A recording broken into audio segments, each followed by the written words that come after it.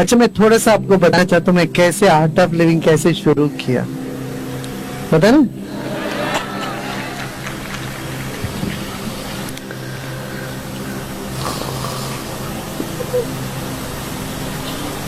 30 साल पहले, 30 नहीं 32 साल पहले मैं एक बार पुरी में था, भुवनेश्वर में था।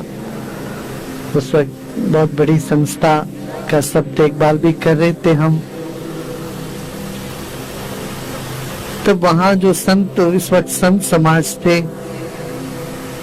और महर्षि जी महेश योगी जी थे, वो लोग सब चाहते थे कि हम पुरी के शंकराचार्य पीठ में बैठ जाए, ताकि मैं वेद भी जानता था अपना, पर मेरा मन नहीं कर रहा था। मैं अभी उस वक्त क्या 21 साल 18-19 साल का लड़का था, बिल्कुल मन नहीं कर रहा था कि वहां जाके। सर ये लोगों ने इतना मेरे को कहा, जाके देखा तो वहां इतना कोर्ट केस है, झगड़ा झंझट। फिर वहां एक काली माँ के मंदिर में हम गए थे और बंगाली पुजारी थे, काली माँ के मंदिर। मैं वहां ध्यान में बैठ गया तो इतने बड़े लोग सब कह रहे, इनकी बात ना कहने में भी दिक्कत होती थी, हाँ कहने में भी और ज्यादा दिक्कत होते थे। तो मैं जब बैठा तो काली माँ का मुझे ये आवाज आई, भाषा महसूस हुआ, तुम्हारे लिए बहुत बड़ा काम करना है, तुम्हें पीठ तुमको बनाना ही है, ये पीठ में बैठने का तुम्हारा कोई नहीं है। ऐसी मुझे आवाज आई। तो तुम इतना उदास मत हो ना, उठो, तुमको बहुत काम करना है।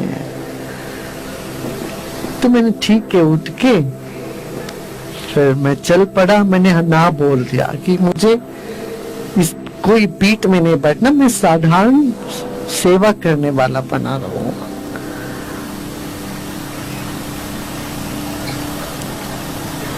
तो फिर वहां से मैं कुछ दिन मौन में भी रहे। हम सिर्फ शाम को बात करते थे, दिन भर मौन में रहते थे। पुरी में थे, पुरी में उन दिनों 21 साल तक हमने दुनिया में जितना धन देखना है, जितना सब देख लिया था। फिर विदेश में गए थे और हम ये भी चाहते थे लोग हमें उत्तराधिकारी बनाए एक बहुत बड़ी संस्था का।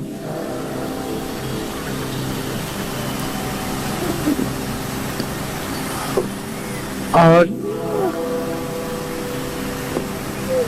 मुझे लगा मैं तो एक सोने की पिंजड़े में बंद हो जाऊंगा, ये मुझे मंजूर नहीं थी।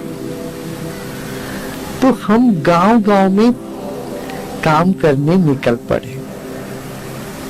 कहा पूरे देश दुनिया सब घूम के देख लिया था।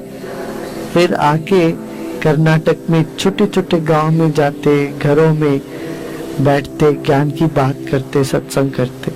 लोग समझते पागल हो गए, अरे इनको तो अरबों खरबों की संपत्ति दे रहे, हेलीकॉप्टर है, प्लेन है, ऐसी बड़ी संस्था में रह रहे, अब ये सब छोड़ के ये गांव में क्यों जा रहे हैं?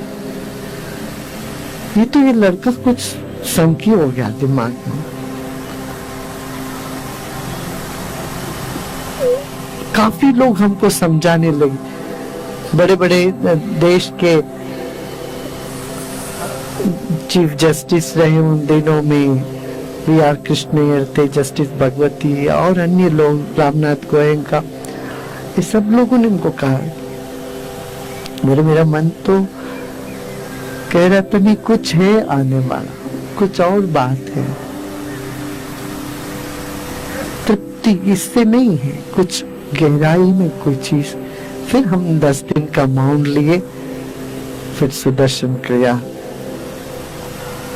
प्रसाद मिला, फिर उससे बहुत लोगों को इससे लाभ हो रहा है। फिर एक दिन ऐसा था कि मैं हुबली या किसी जगह खड़ा था, 2 ट्रेन थी, एक तो बेंगलोर जा रही थी, एक शोलापुर। यदि मैं बेंगलोर वाला ट्रेन लेता तो आर्ट ऑफ लिविंग नहीं शुरू करता, शोलापुर वाला ट्रेन लेता तो आर्ट ऑफ लिविंग शुरू होता। वो उस दिन बड़ा द्वंद्व रहा, शुरू करूं ना करूं, जाऊं ना जाऊं। हमारे मन में तो कोई और कर लेगा, ये अच्छा काम है, कोई और आगे आएगा कर लेगा, मैं क्यों झंझट सब सिर पे लूं, मैं आराम से, अभी बहुत आराम से हूँ, सब कुछ है, मुझे कुछ नहीं चाहिए, मैं क्यों कोई संस्था शुरू करूं, कोई प्रचार शुरू करूं। ये भाव बहुत जबरदस्त थे। दोनों टिकट लेके खड़े थे, इस तरफ जाऊंगा तो बेंगलोर जाऊंगा तो वैसे बना रहूंगा, इस तरफ जाऊंगा तो आर्ट ऑफ लिविंग शुरू हो जाएगा। फिर अपने आप मेरा पांव चल करके उस ट्रेन को पकड़ लिया जो शोलापुर के। मैं इसलिए कहना चाह रहा था,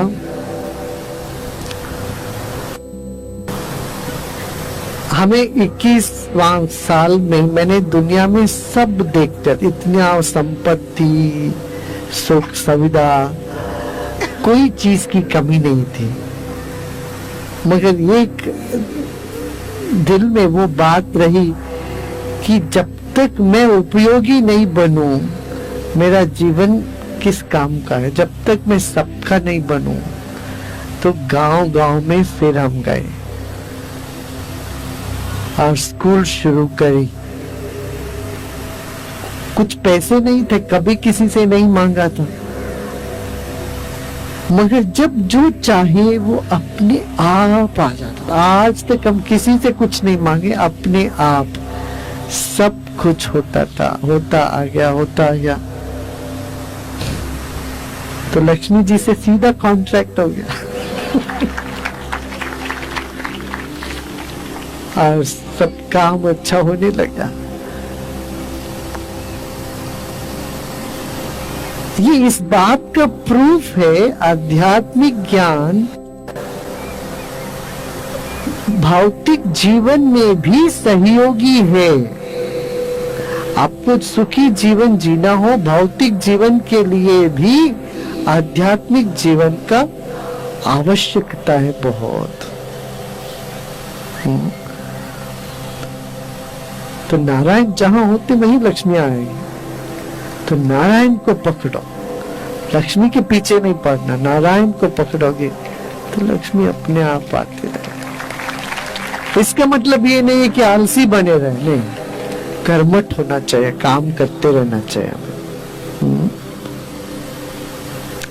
कहते उद्योगिनम पुरुष सिंहम उपैति लक्ष्मी।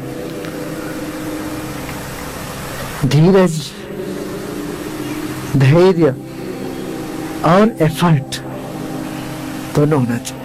विश्वास से धैर्य जगता है,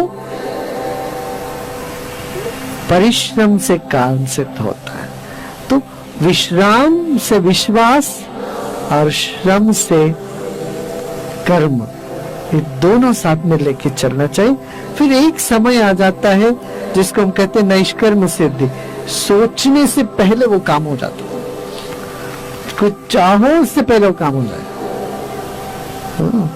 सिर्फ तुम्हारा नहीं, तुम सबका काम, दुनिया में जितने लोग हैं सबका काम हम कर सकते हैं। हम आज दावे के साथ कह सकते हैं ये ज्ञान में ऐसी शक्ति है जिससे न केवल तुम्हारा मगर औरों का काम भी तुम करने में काबिल हो जाओगे। इतना काफी है।